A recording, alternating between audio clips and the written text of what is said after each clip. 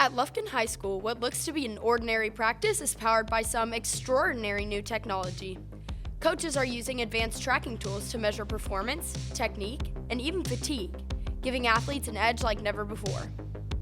One of the new technologies that Lufkin ISD Sports is utilizing is Rock Daisy. Rock Daisy tracks athletes from the time they enter the program on things like their maxes, top speeds, and even injuries. It creates a trend.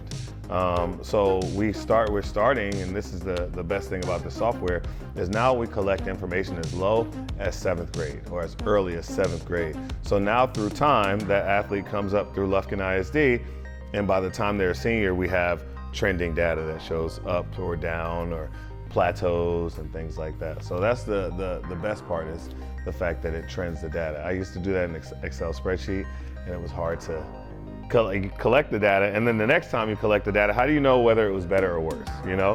So we would have to create a whole nother spreadsheet. So now this is a lot better. This is something that Lufkin athletes had never had the advantage of having before. The upcoming new technology is called velocity-based training. That's something really cool, where we, instead of training off of maxes, instead of saying 75% of your 1 rep max, what we do is we come up with a number, a velocity that you have to move the bar for your movement. In other words, a front squat. I'm going down in my front squat, and when I come up in my front squat, you'll have a target of meters per second, the speed that you're supposed to move the bar. That allows us to understand the intent and how to move something fast versus just moving it, right? So a lot of us adults, when we work out, and sometimes students, when they work out, they'll get down to the full range of motion to move up, which has a benefit, but in order to get faster, in order to get stronger, in order to get more powerful, you have to move it at a certain rate of acceleration, and we can now measure that rate.